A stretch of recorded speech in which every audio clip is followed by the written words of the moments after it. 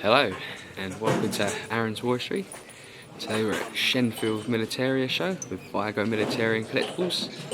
Been a few years since we've been here, so let's go and see what it's like. Let's go and see what's on the table. Thompson submachine gun. Beretta, it's the MP38. Type 56, the Chinese AK. Sten Mark II. Some Panzerfaust tubes. This one at the front always reminds me of a snake. Quite cool. Another Panzerfaust tube. Yellow paint's known as Dunkelgelb. So from 1943 the Germans wanted everything painted in Dunkelgelb as its ordnance paint.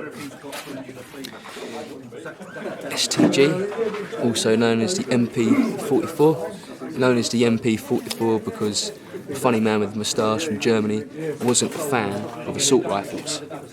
He wanted just machine pistols. So hence why we call it the STG and also the MP44. Grenade launcher, but it's actually not. It's actually for the Royal Navy, for line throwing. Made from a cut down Lee Enfield No. 5. Meccano, Italian rifle, World War II. This one's got the fold-out cavalry bayonet.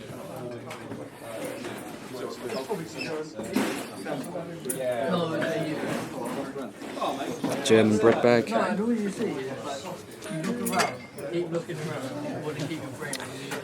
PPS 43. Flare pistol. Glock 17. British sidearm from the British Army. Scorpion, used in the Israeli SAS embassy raid by the terrorists. Subsequently, the SAS raided it as Operation Nimrod. P38. P38 came in to replace the Luger, but both were used as sidearms throughout World War II with the Germans. Webley, proper man stopper caliber. This is a film prop, but interestingly about this one is it's got a bit of movement to it, and this is designed for pistol whipping the actors, giving them a whack, or if they wanted to throw. Incidentally, it's actually the same for the STG film prop. German butter dish that would have been filled with pig's fat, like dripping. Strange looking knife here. Is it for doing your sandwiches? But it's for in your parachute lines. K98 rifle kit. So if you've got a dirty rifle, it's not going to perform. So you need to keep it clean, and that's your kit to keep it clean. Number 4s for the Lee Enfield No. 4. Pig stickers. Thompson mag. Housewife kit, which contains sewing needles and whatnot to do all your little repairs on your uniforms. Gas masks, all civilians would have been carrying around these. My nanny and granddad used to carry them for school, and I'm sure your nanny and granddad or great nanny and granddads would have been carrying theirs to school as well. Wire cutters, essential piece of kit. This is the illumination round, I think it's post-war. Quite a rare thing actually. Stock mine 43, made in the factory, concrete, fuse in there, and then there's a bit of explosive that goes down the bottom, that explodes with the concrete, it causes catastrophic damage. Interesting SD4, anti-personnel, airdrop Luftwaffe bomb, not used in the Blitz, but cool piece indeed. This is the Electics, World War II, German. Electics came about because the Germans after World War I felt they needed more of a howitzer power. So here we go, we've got another stock mine there, that's stock mine 43, and this is another version of a stock mine, concrete mine. So you've got a concrete base there, grenade sitting in there, a pressure fuse, and then that's going to explode with the shards of concrete and the explosive from the grenade. Russian F1 grenades. These are currently being used in the Ukraine war as well. Illumination 2-inch mortar. Various 2-inch mortars exist. We've had quite a few. So we've got some bursting one there, We've got the smoker one there, which is identified by the 3 dots there on the smoker. So all your 2-inch family. Line throwing 2-inch mortars existed as well, so smoke and high explosive. Cutaway there. Panzergranate 18, also known as door knockers. So these are your 37 millimeters, 3.7 centimeters.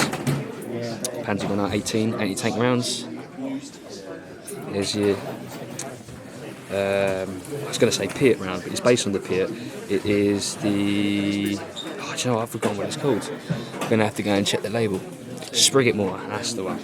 And this came first, and then secondly, the Piat came second, and obviously Piat stands for point it at tanks. No, it doesn't. Piat stands for projectile infantry anti-tank, and that's the main back bit there.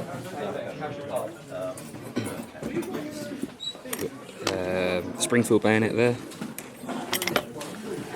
and a sword style bayonet there, 1907 pan. There. Officially designated the number 8 or the number 9 grenade. These are known as jam pot grenades. Iconic by the New Zealanders and Australians at Anzac Gallipoli. Well, not at Anzac, and the Anzac full sack Gallipoli. So then there's shrapnel balls. There's found 18-pounder shrapnels. And it's going to explode like that wick, and it's going to explode shrapnel balls all over the place.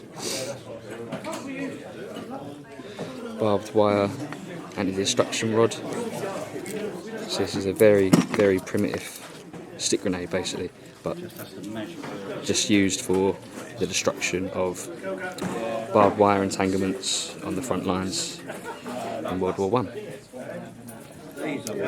And this actually came after the Bangalore torpedo. The Bangalore torpedoes came about in 1912 to get rid of destructions. This is a French rifle grenade, the VB rifle grenade from World War I. And the Germans were so impressed with this that they went and made their own version of it called the ink pot grenade. Number 27, World War I British grenade. This can also be a rifle grenade. And the number 27 grenade contained phosphorus.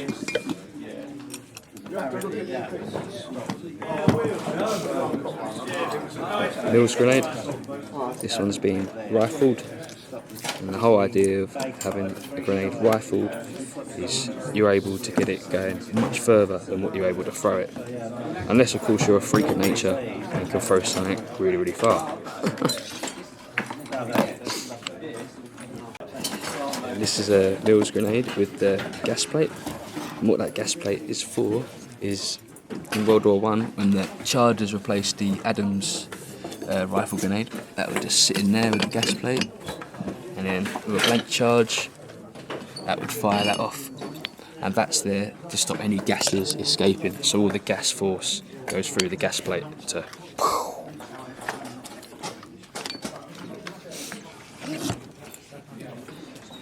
World War I German egg grenade. I think these came out in 1916 or maybe 1917, but I think it is 1916. The first models didn't have this band in the middle, they were completely smooth, and this band is literally there to help you grip it, because when it was wet, when it was completely smooth, it was just sliding at your hands, which ain't great if you pulled off the igniter and pin out of the grenade already. The first ever models of the German stick grenades. This is the model 1915 grenade. It's got a much larger explosive head compared to the World War II German ones, and that's down to this using a different explosive. 1951 identifiable because it has the old hook to put it into your kit or your belt or whatnot. That's a training one there, identifiable by the slight red colour that you can still see originally. Another training one there as well, it's still got the hooks on it. Some more barrels there. Barrel from a machine gun. for the MG42, which is basically this. This is an MG53, a UCO version, but it's completely identical to the Germans' MG42. The reason that you'd have to change the barrels is because these barrels get so hot that effectively when it's in the gun and you're firing rounds through something that's hot, the rounds are basically going to potentially go off when you don't want them to go off. So that's why the barrels are always changed, to keep them cool, to stop any accidental ignition. Over here we've got some really cool things. Oswald Mosley, the black shirts, which is basically the British SS, and all the same sort of style of uniforms, and the armband. Really rare piece of kit. Got the correct factory markings as well. I don't know if you can see it just about there. Yeah, really well made, constructed piece. Very similar to the Nazi NSDAP armbands, which you've probably seen on my channel already. I've got quite a few, and this is very similar sort of quality. And then we've got the black shirts there, which is a very racist group, proper fascists in Britain. Very interesting piece of British history, and something that you don't come across very often. Various different helmets here. Got an Africa War helmet there, got a Normandy camo there with the net in there, which to put your foliage in to match the environment that you're in for some extra camouflage. Obviously you don't want the glare to come from your helmet and whatnot. And then you've got the chicken wire version. This chicken wire is a reproduction, but it's good because obviously you're looking at thousands if you want the original piece with the barbed wire and whatnot. This is a reproduction. But the reason for that barbed wire is literally for the same reason as you have camo netting, to put extra foliage in and whatnot, and this is the cheap way of doing it. Medic's helmet. There was lots of configurations of how the medics did it, official ways and unofficial ways. Incidentally, you'll notice that it looks very similar to a Swiss flag, except the colours the other way around. And this is done as an inverted Swiss flag deliberately to honour Switzerland in the Geneva Convention. So that's why the medic flag looks like almost a Swiss flag. And here we've got a sign here, French sign. And here we've got some battle relics. They're dug up in Holland, so these are all items that have been there. Some of it Canadian, British and German. Got the MG42 ammo boxes there, German gas mask. So these are all items that have been there. Got a Piat round there as well. Remember, Piat stands for pointing at tanks. Is that really cool? These were left over when we had to go on the run at Dunkirk, 37 dated, and with all the original movement parts as well to hold the shells in. So the head shells will sit. If I can get it out of here, it's a bit wedged in it. Right, I've got my Weetabix this morning. So it's sitting there like so. And you tie it up. It's a really big squeeze, so I won't show you, but it's really cool once they're all in there. But that's all original. So that's for the cases. This one here is for the cases. All original, I say as well. Got all the original canvas bits and the handles, paint. All come from Dunkirk. Very cool things. Got a collection of 25-pounders here. This one's got the transit fuse. This one's a number 117 fuse. So you take the cap off. So now that the safety cap has been removed, this is now ready to go, and that's going to work on impact. Here we have the 199 fuse that was also used on the 3.7-inch British anti-aircraft artillery, and this is a timed fuse. It's also my favourite fuse. Incidentally, this looks very similar to the 119 fuse. If this was the 119 fuse, you had the option that you could leave that on, and what that will do is that will get dug in the ground and give you a very minute delay, like literally 1/10 of a second. I believe it is at the top of my head. Go and check out my video in further detail if you want to find out about it, but I do believe it is 1/10 of a second. You can also remove it on the 119 fuse, and that will explode in your, once it touches the ground and does its job as normal. But to get it dug in, leave it in.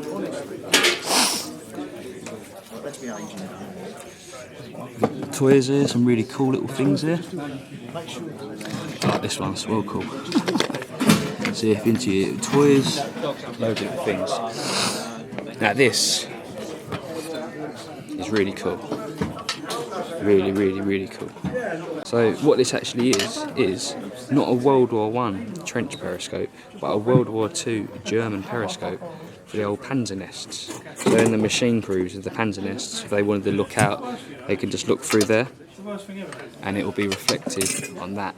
So potentially it will save your noggin, save yourself from getting shot, and you could peek through. But yeah, not World War I, but German World War II panzer nests. It's a very cool piece.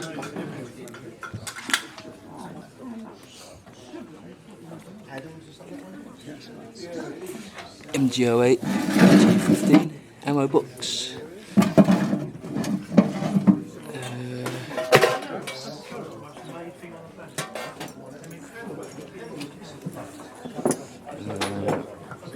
One more item to have a look at. We'll go and have a look in there once we've got all these bits out of the way. Essential for your military collecting. Have a nice German helmet. This one's M40.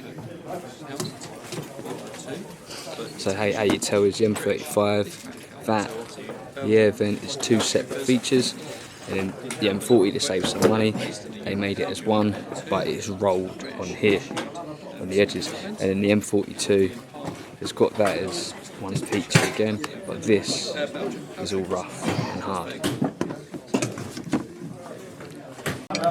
Something a bit rare, you don't really see. It's a World War II German Condor Legion, also pre-World War II. Very, very cool. 1936. SOE, Escape and Evasion. So this is a razor compass. So once you put that in there and whatnot. This goes up where the old sun don't shine to put secret messages in. Oh, a bit of a grim job.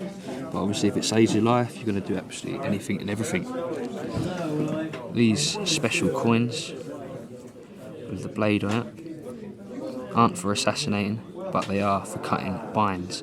So if you find yourself getting captured, you weren't handcuffed with metal handcuffs, they were using rope. And these are perfect for trying to escape through that rope. So it would have been this kind of material. Yeah.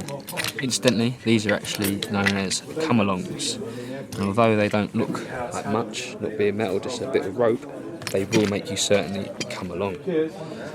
So these little dots here, they will go into your pressure points of your wrist, and what they'll do is give it a little twist, and that will dig in and cause pain, and you certainly will come along.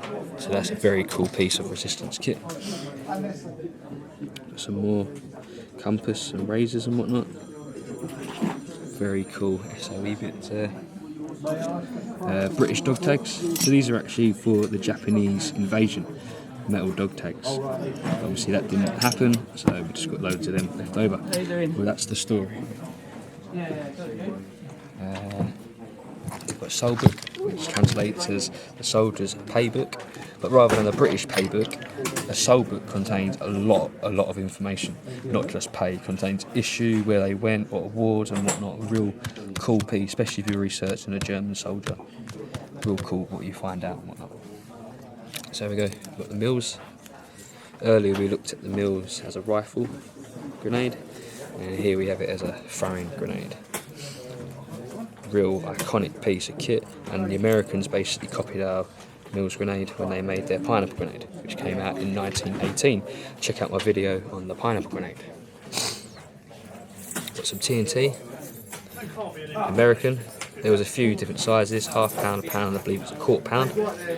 That there would take various different fittings, and it wasn't just used to like explode like things out of the way, it was also used for booby traps.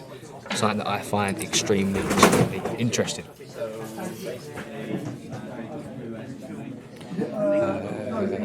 What else haven't we had a look at? Oh, there you go. Got the K98 rifle grenade. This is the anti-tank grenade. Check out my video on that if you haven't seen it already. Very cool piece of kit. Got a cutaway Mills grenade, so you can see all the full workings of it and whatnot. Pretty cool. Not really my cup of tea, like seeing the engineering side of it, but I know a lot of people like that side of things. I like it as a whole object, but yeah, cool. Cool little thing. This is from the Boer War, Imperial Service. I haven't done much research and I haven't been able to find much in it, but very interesting little thing. Very cool. Got your ARP badge for your wardens, air raid precautions, so they'll keep you safe if any bombs are coming down in World War II and whatnot. Oh, forgot about that. Number 69 grenade. One and only time that the British Army have ever, the British military have ever used plastic or bake-like grenade. Incidentally, those red crosses, they represent that it's safe for tropical storage in a hot country and whatnot. We looked at the come-alongs there, the resistance ones, the rope. These are the German ones with metal.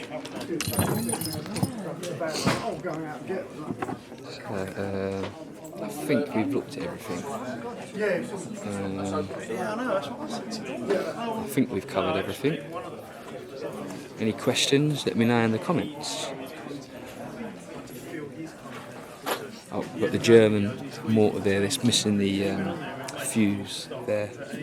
I think this is a smoke one on top of my head, I'm not too sure, I can't remember. Yeah, it's a smoke one.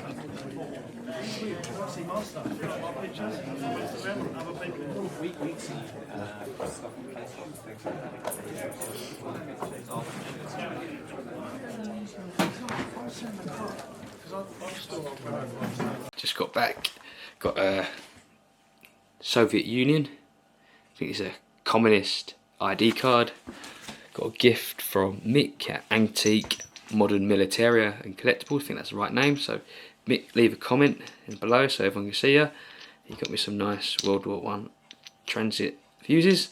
They'll go in my Kugel very nicely. Got a 7.62 NATO round, big old man stopper. That'd be good for my Northern Ireland collection and bits. I got this 1942 dated blank round. So yeah, I thought that was pretty cool. It's 45 ACP as well, so that's a pretty cool little thing. Cheers for watching, guys. Please subscribe. Cheers.